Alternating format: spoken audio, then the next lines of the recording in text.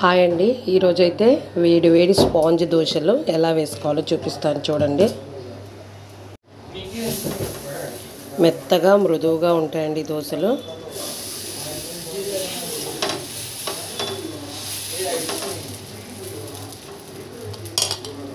కొంచెం ఆయిల్ వేసుకోవాలి.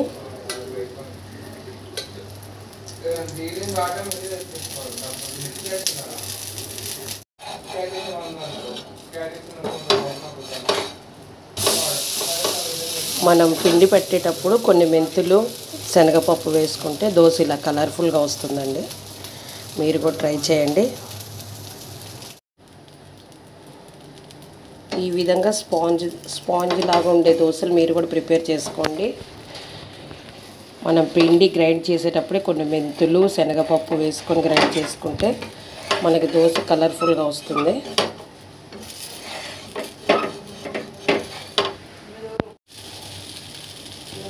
చూడండి ఎంత బాగా వచ్చాయో. మీరు కూడా ఇదే విధంగా ట్రై చేయండి, మీకు కూడా మెత్తగా మృదువుగా వస్తాయి. ఆనియన్ దోశ కూడా వేస్తున్నాను చూడండి ఫ్రెండ్స్. ఆనియన్ దోశ ఇలా వేసుకోవాలి.